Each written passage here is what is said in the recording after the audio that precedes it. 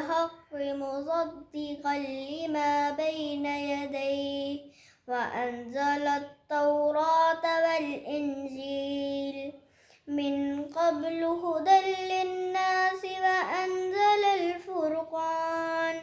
إن الذين كفروا بآيات الله لهم عذاب شديد والله عزيز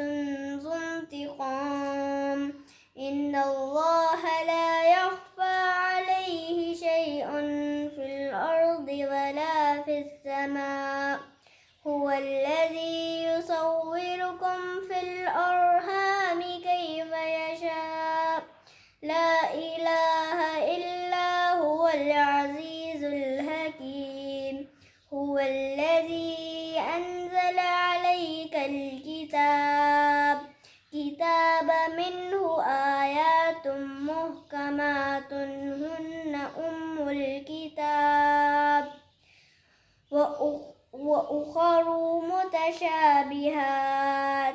فأما الذين في قلوبهم زيغ فيتبعون ما تشابه منه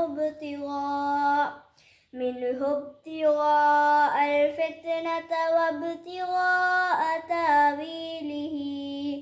وما يعلم تأويله إلا الله والراسخون في العلم يقولون آمنا به كل من عند ربنا وما يذكر إلا أولو الألباب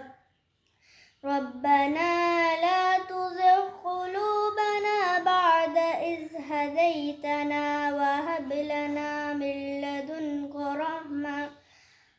إنك أنت الوهاب